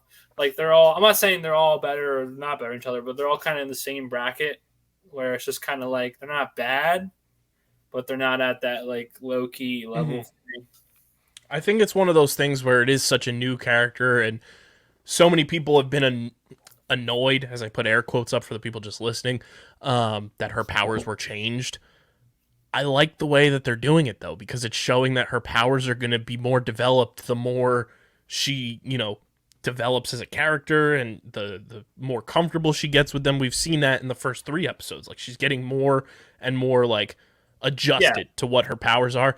And then once they're ready to introduce the Terrigen Mist and the Inhumans and stuff, that's when the hard light is going to turn. And Dylan, as we all know, so far through every single Marvel show we've gotten on Disney Plus since WandaVision, episode 4 is the banger episode. Dude, I don't know what it is. That's the one where things go boom. Infinity. Wait, that's next week. Wait, episode 4? Yeah. Fantastic Four?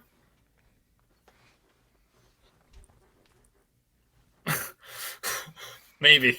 Kyle's making weird. You see my arm stretching like I'm Reed Richards.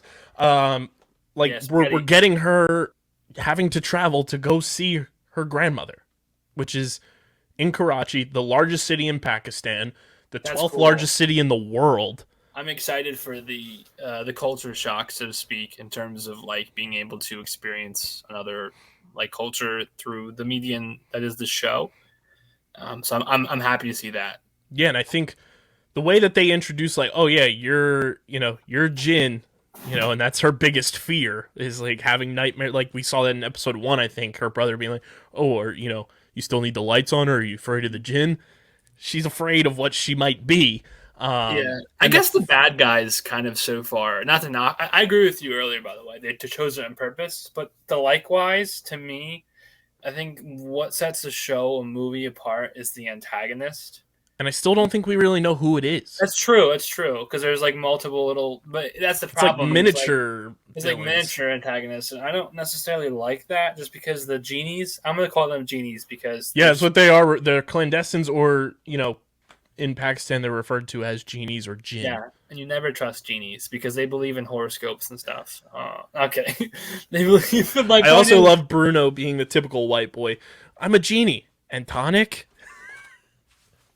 Yeah, but like my point is like they don't really like they're as of now like we'll probably learn more evil they've done, but they just want to go home.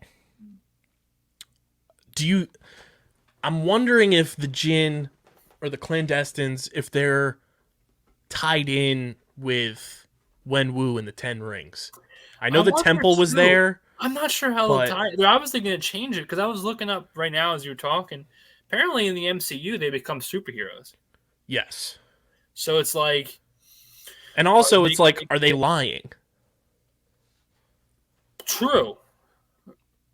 Maybe they're not clandestines at all. Maybe they're fibbing. Although the ancient script, that seemed pretty on par to what we were already told to the more realistic version of like, like what their fate is. And it also makes you wonder why are they banned from their initial realm or place of living to Earth. And the Eternals have been brought up in this show when they mention Kingu. Now we get the 10 Rings connection. We've gotten potentially Kree with that blue arm. That was I need to watch Eternals still. Wild to me. I think that this show has the components to really, really pop off in the second half of its run with episodes 4, 5, and 6. Now that they've kind of given you a taste of who Kamala is, who her family is, who the side characters are, and now we're getting a little more plot. We've gotten some Marvel Easter eggs. The DODC being involved is a very unexpected but welcome twist. Episode 4 is where things pop off. And if we're going to be in Pakistan next week for episode 4, where she meets up,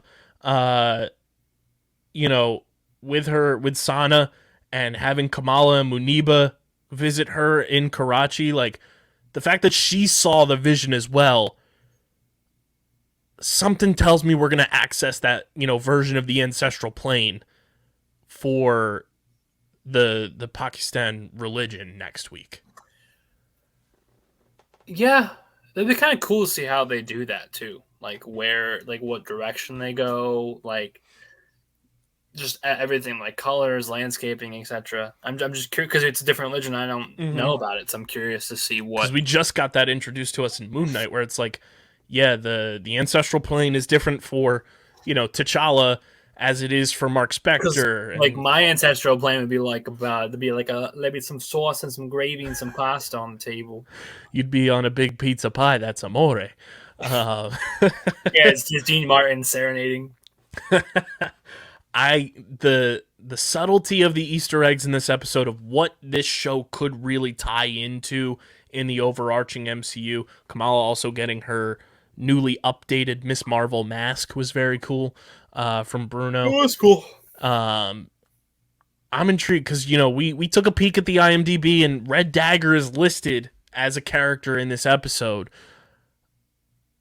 I'm enjoying the fact that there isn't really a villain introduced yet because it's kind of keeping me on my toes. It's like, what's gonna happen? Like I like having that in front of me of like They're not lurking in knowing. the shadows, whoever it is, or they're not formed yet. Right. And I feel like now that we've gotten this piece of, technology introduced with the bangle, we've gotten the 10 rings introduced in Shang-Chi. There's a lot of ancient artifacts running around the MCU now, and I'm intrigued to see where they all tie in and how they could tie in with what's going on in Phase 4. I'm really enjoying the characters of this show. Like I said, Kamala's great. Her two friends are awesome. The DODC being a bunch of douchebags is great. And I love her parents. Her parents are the best parents in the. I like her dad going down to the Circle Q and being like, "Don't tell my wife I'm buying a fruit pie." Like that was great. So I'm enjoying it from that aspect and just the freshness and newness of a new character being in the MCU. What would you give episode 3 titled Destined, Dylan? I'd give it a 7.1. That's my highest score yet for this show.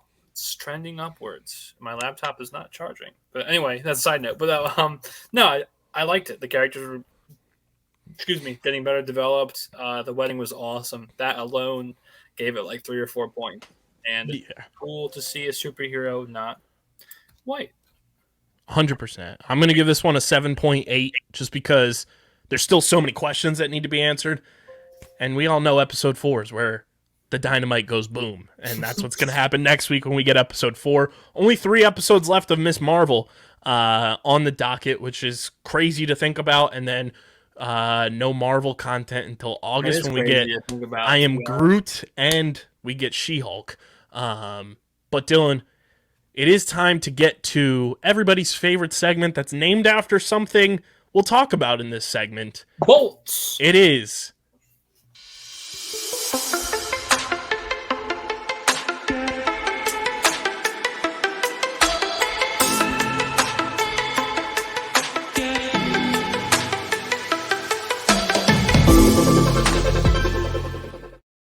It's the streaming platform Multiverse News and Notes brought to you by our pals over at Pickup. You guys can go to playpickup.com, start playing the hottest headlines in sports, rack up points on your fan profiles, cash them in for prizes. That's playpickup.com.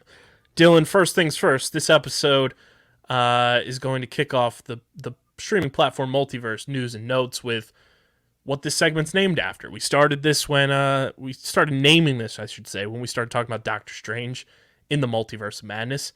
That is now streaming on Disney+.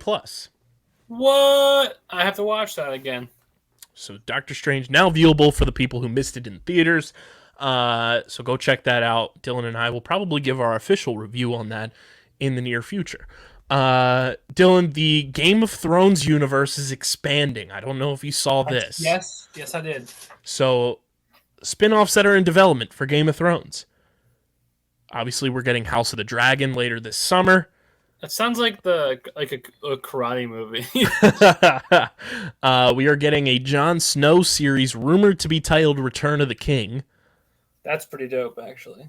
We are getting a series spin-off called, titled around the Sea Snake. Okay. 10,000 Ships.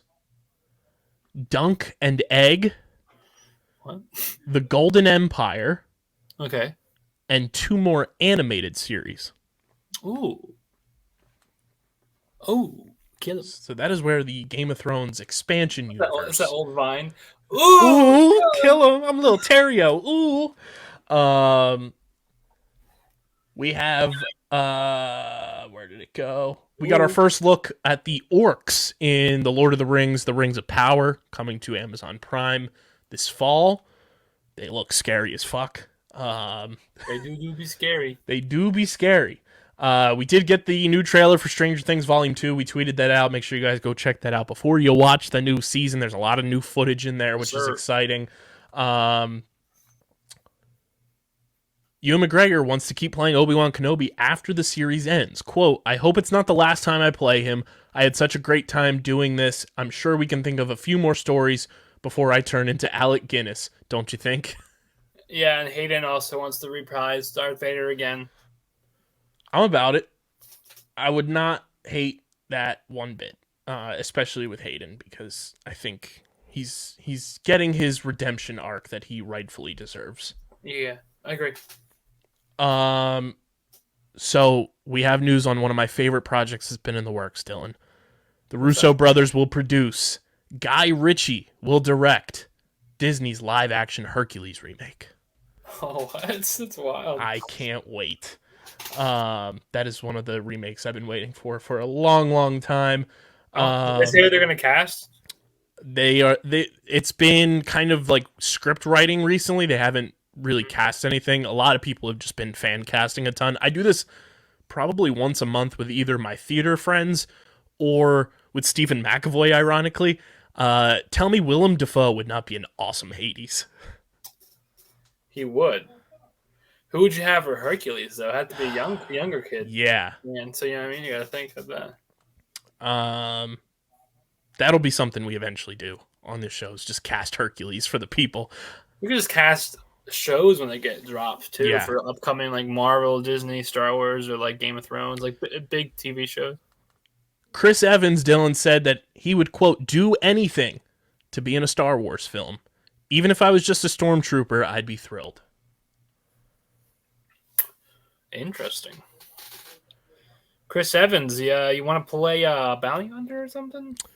Speaking of Chris Evans, he would love to return as the Human Torch in the MCU's Multiverse. Quote, that would actually be an easier sell to me than coming back as Cap. That's so wild. He said, Johnny Storm, I feel like he didn't really get his day. That was before Marvel really found its footing. I love that role. Unfortunately, I don't want him to come back as that. I want someone else to take on that. I would only want it as like one of those like Easter egg, like fan servicey things, and then it's just like, you're done. Just murk them off. Dylan, we're old. Toy Story 3 came out 12 years ago this week. Yeah, I think I saw that in 8th grade. Yes, 12 years in 2010. I was in like sophomore year summer or freshman year summer. That's crazy. I saw that. We went after my like dance in 8th grade. We went and saw Toy Story. We got a new poster for House of the Dragon.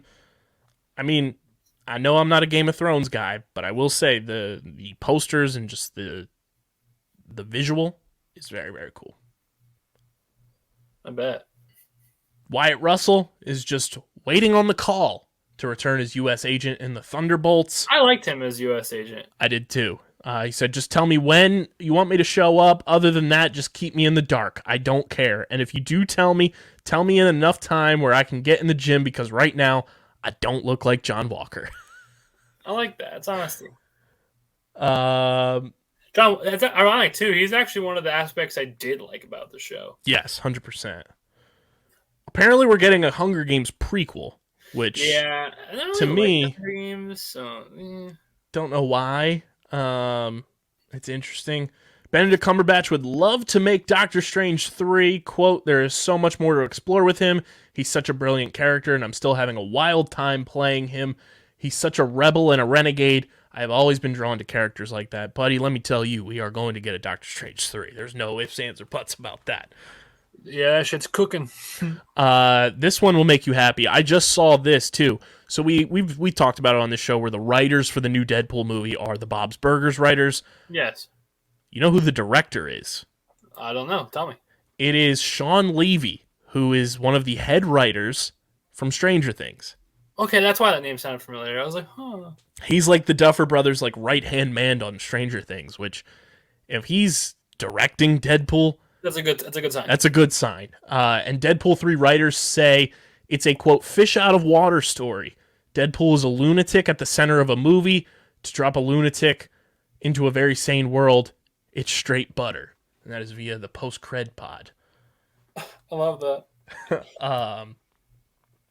The big thing that I have for our multiverse news and notes here. Did you see the remake intro, Dylan, for The Office to Yeah, the Minions. market the Minions movie, Yeah. Rise of Gru? I'm not sure if I liked that or didn't like it because it kind of felt sacrilegious because of how devoted of an Office fan I am. But I do applaud their creative ingenuity to like take something that's golden and like spoof it. But yeah, I saw it. I thought that was so funny. They did a really good job with that. You brought up Hero Gasm from season 3 of The Boys, Dylan. Do you want to know the comics background of this title? No, I don't. Because I also don't follow the comics. And I also heard, by the way, this is a fun fact about the show. I've heard, unlike other Marvel comic book stuff, Invincible, I've heard the comic books for this series are literal dog shit.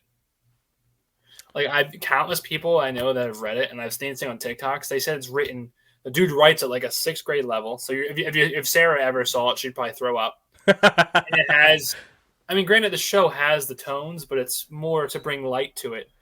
But the comics are so bad, it just has a bunch of gore, and it's like borderline like homophobic and like racist.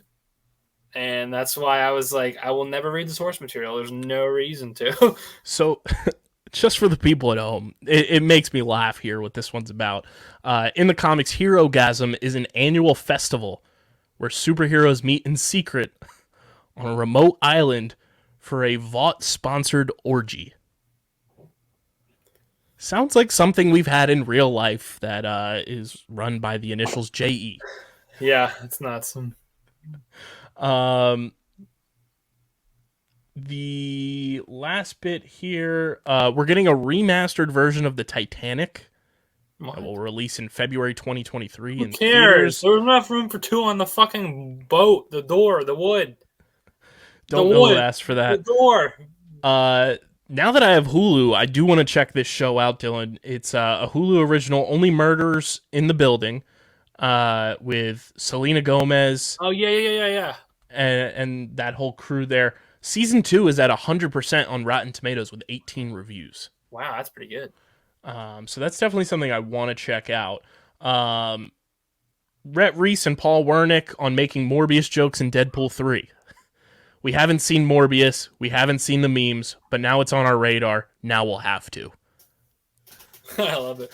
So we are 100% getting a It's Morbin time in Deadpool.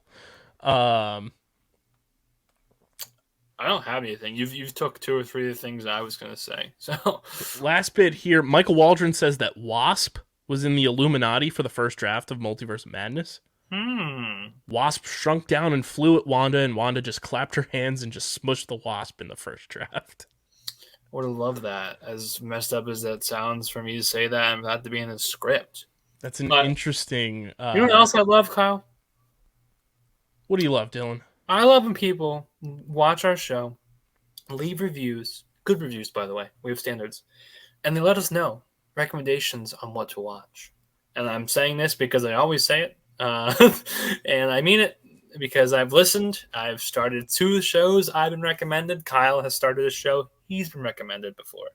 And when Kyle and I can also, if you like a show so much and tell us, we have family and friends who listen to our opinions, we can literally spread the show. And we can make content out of it, or we can at least, bring awareness to this criminally underrated TV show that you feel like we have to do on the show. 100%. Here's a interesting quote to wrap up this segment. Brad Uh-oh. Pitt says he's on the last leg of his film career. Legend. I could see that. He's getting older. He wants to just, chill and live his life. But make sure you guys are following us on the Twitter machine at StreamerSZN, Twitter, Instagram. Follow Dylan on Twitter at Dylan Mazzola.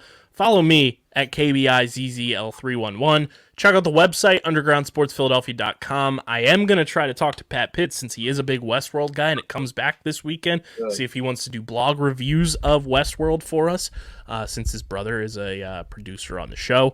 And, of course, subscribe to the podcast feed, Apple Podcasts, Spotify, wherever you get your podcasts, we are there. Subscribe to the Underground Sports Philadelphia YouTube channel. Hit the like button, click the bell icon, and comment down below with your recommendations for shows and movies, how you feel about Obi-Wan Kenobi's finale, Stranger Things going into Volume 2 of Season 4, and how you're feeling about Miss Marvel or any show you're watching. Of course, just let us know in the comment section. Big thank you to our sponsors, Tomahawk Shades, Kenwood Beer, and Bino Board. All of their information are in the show notes or the description below on YouTube. Use our codes. Help us out because it keeps this show running. This has been another episode of StreamerSZN, the exclusive TV and movie podcast on the Underground Sports Philadelphia Podcast Network. For Dylan, I'm KB. And until next week, hello there. Hello there.